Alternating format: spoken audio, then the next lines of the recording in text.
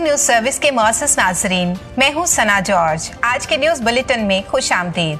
सबसे पहले आपको बताते हैं, एक नई तहकीक के मुताबिक जुलजता पहाड़ के नीचे पाक संदूक पर यीशु मसीह मसलूब का खून दरियाफ्त कर लिया गया है। जराये के मुताबिक रॉन वाइट ने अहकाम से इजाजत लेकर इस पहाड़ की खुदाई का काम शुरू करवाया, इसलिए क्योंकि इसके रडार के मुताबिक इस पहाड़ के नीचे 18 फुट बड़ी चट्टान मौजूद थी। लेकिन हुआ कुछ यूं के मजदूर जो खुदाई के काम पर लगाए गए थे, खुदाई करते करते डर के मारे अचानक भाग निकले, क्योंकि उन्होंने वहां जो नजारा देखा वो नाकाबिले बयां था। रॉन वाइट ने लोगों को अपने पास बुलाकर पूछा कि तुम लोग बिना पैसे लिए कहां भागे जा रहे हो। उन्होंने कहा, हमने वहां पाक संदूक देखा है। रॉन वाइट खुद गार के अंदर गया। जब उन्होंने देखा तो वहां पाक संदूक पाया और वो एकदम बेहोश होकर गिर पड़े। उनके बेटे ने बड़ी मुश्किल से उन्हें गार से बाहर निकाला। अगली बार रॉन वाइट दोबारा इस गार में उतरे और उन्होंने दोबारा पाक संदूक को देखा तो बताया कि जब उन्होंने इस संदूक को करीब जाकर देखा तो 4 फरिश्ते इसके चौगेद पहराजन थे। उनमें से एक फरिश्ता रॉन वाइट से बातें करने लगा। उसने कहा कि हम मूसा के दौर से लेकर अब तक पाक संदूक की रखवाली कर रहे हैं। रॉन वाइट ने पाक संदूक के ऊपर जमा हुआ खून देखा, जो कई अरसे गुजर जाने की वजह से मुकम्मल सूख चुका था। उन्होंने खून का सैंपल लिया और मेडिकल रिसर्च सेंटर पहुंच गए। मेडिकल रिसर्च सेंटर वालों ने बताया कि हम इस खून के बारे में ज्यादा मालूमात नहीं दे सकेंगे, क्योंकि खून के सेल्स अब तक खत्म हो चुके होंगे। मगर रॉन वाइट, जो खुद एक मेल नर्स भी था, इसने इन लोगों से दरखास्त की कि इस खून का डीएनए मालूम करें। रॉन वाइट की बात मानकर रिसर्च सेंटर्स वालों ने 24 घंटे के लिए खून के सैंपल को एक खास किस्म के सोल्यूशन में रखा और 24 घंटे के बाद खून का टेस्ट किया गया।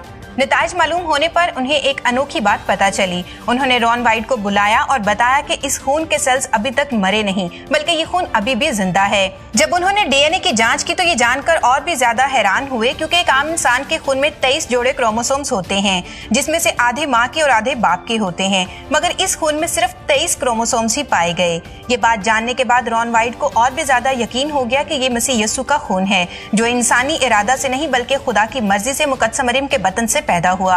अब इसके जहन में सवाल पैदा हुआ कि आखिर ये खून इस संदूक पर आया कैसे। इस बात के मुतालिक मजीद शवाहद इकट्ठी करने के लिए रॉन वाइट एक मरतबा फिर उसी गार में गए। इसी जांच के दौरान उन्होंने पाक संदूक के ऊपर गार में एक दरार देखी और इसमें भी वही सूखा खून नजर आया।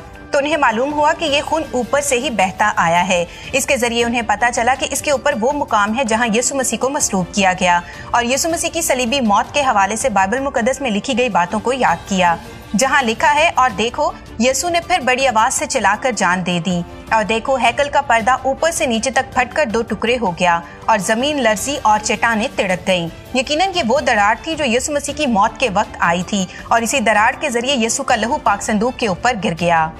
इस किताब को पढ़ने के बाद रॉन वाइट ने ये जाना कि ये खुदा की मर्जी हो सकती है कि यिर्मयाह नबी के जरिए पाक संदूक को इस गार में छुपाया हो, जिस पहाड़ पर मसीह यीशु को मसलूब होना था, और इस लहू का पाक संदूक पर गिरना सब मसीहियों की गुनाहों से निजात का मुंह बोलता सबूत है।